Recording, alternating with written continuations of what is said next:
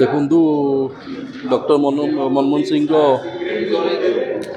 ବିୟୋଗରେ ବର୍ତ୍ତମାନ all over Bharatvarsh ହେଉ କି ବିଶ୍ୱ ହେଉ ସମସ୍ତେ ମର୍ମାହତ। ଏହା ଏକ ମାନସିକ ଆଘାତ ସମସ୍ତଙ୍କୁ ଦେଇଛି। ଆପଣଙ୍କର ଦେଖନ୍ତୁ ମନମୋହନ ସିଂ ଖାଲି ଭାରତବର୍ଷ ପାଇଁ ନଥିଲେ, ସେ ସମଗ୍ର ବିଶ୍ୱ ପାଇଁ ବି ଗୋଟେ ପ୍ରେରଣା ଥିଲେ। ଭାରତବର୍ଷ ପାଇଁ ଯାହା ବି କରିଛନ୍ତି, ଦେଖନ୍ତୁ ଆପଣଙ୍କର ଗଭର୍ଣ୍ଣର ଥିଲେ ବି ଭାରତର ଗଭର୍ଣ୍ଣର ଥିଲେ, ଆପଣ ଫାଇନାନ୍ସ ମିନିଷ୍ଟର ବି ଥିଲେ, ଆପଣ ଯୋଜନା ବୋର୍ଡର ଉପାଧ୍ୟକ୍ଷ ବି ଥିଲେ ଏବଂ ସେ ଯାହା ବି ସବୁ ଭାରତବର୍ଷ ପାଇଁ କରିଛନ୍ତି ତା ସମ୍ପୂର୍ଣ୍ଣ ଭାରତ ସବୁବେଳେ ଝୁରିବ। ସେ ତାଙ୍କର ଓଡ଼ିଶା ପାଇଁ ଦେଖନ୍ତୁ ଆପଣଙ୍କର ଏମ୍ସ ମେଡ଼ିକାଲ କଥା ହେଉ କି ଆପଣଙ୍କର ଏଜୁକେସନ୍ ସେକ୍ଟର କଥା ହେଉ କି ଆପଣଙ୍କର ଟୁରିଜିମ୍ କଥା ହେଉ କି ଆପଣଙ୍କର କୃଷକମାନଙ୍କ ପାଇଁ ସବୁ ପ୍ରକାର ପ୍ଲାନ୍ ସେ କରିଥିଲେ।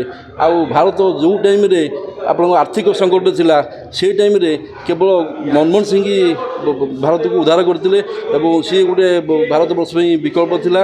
ଏବଂ ତାଙ୍କର ଯେଉଁ ଥିଲା କୃଷକମାନଙ୍କ ହେଉ କି ଯୁବକମାନଙ୍କ ହେଉ କି ଆପଣଙ୍କର ମହିଳାମାନଙ୍କୁ ହେଉ କି ସବୁ ପ୍ରେରଣା ଲୋକମାନେ ତାଙ୍କର ଅବଦାନ ଥିଲା।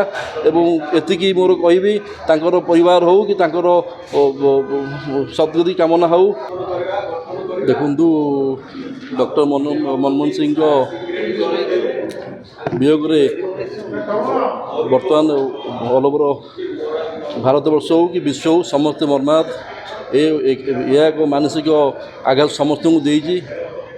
ଆପଣଙ୍କର ଦେଖନ୍ତୁ ମନମୋହନ ସିଂ ଖାଲି ଭାରତବର୍ଷ ପାଇଁ ନଥିଲେ, ସେ ସମଗ୍ର ବିଶ୍ୱ ପାଇଁ ବି ଗୋଟେ ପ୍ରେରଣା ଥିଲେ।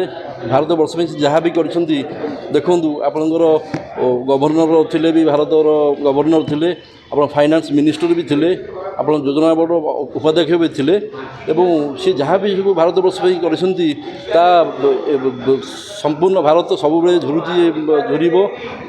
ସେ ତାଙ୍କର ଓଡ଼ିଶା ପାଇଁ ଦେଖନ୍ତୁ ଆପଣଙ୍କର ଏମ୍ସ ମେଡ଼ିକାଲ କଥା ହେଉ କି ଆପଣଙ୍କର ଏଜୁକେସନ୍ ସେକ୍ଟର କଥା ହେଉ କି ଆପଣଙ୍କର ଟୁରିଜିମ୍ କଥା ହେଉ କି ଆପଣଙ୍କର କୃଷକମାନଙ୍କ ପାଇଁ ସବୁ ପ୍ରକାର ପ୍ଲାନ୍ ସେ କରିଥିଲେ। ଆଉ ଭାରତ ଯେଉଁ ଟାଇମ୍ରେ ଆପଣଙ୍କ ଆର୍ଥିକ ସଙ୍କଟ ଥିଲା ସେଇ ଟାଇମ୍ରେ କେବଳ ମନମୋହନ ସିଂ ଭାରତକୁ ଉଦ୍ଧାର କରିଥିଲେ ଏବଂ ସିଏ ଗୋଟେ ଭାରତବର୍ଷ ପାଇଁ ବିକଳ୍ପ ଥିଲା। ଏବଂ ତାଙ୍କର ଯେଉଁ ଥିଲା କୃଷକମାନଙ୍କ ହେଉ କି ଯୁବକମାନଙ୍କ ହେଉ କି ଆପଣଙ୍କର ମହିଳାମାନଙ୍କୁ ହେଉ କି ସବୁ ପ୍ରେରଣା ଲୋକମାନେ ତାଙ୍କର ଅବଦାନ ଥିଲା। ଏବଂ ଏତିକି ମୋର କହିବି, ତାଙ୍କର ପରିବାର ହେଉ କି ତାଙ୍କର ସଦ୍ଗତି କାମନା ହେଉ।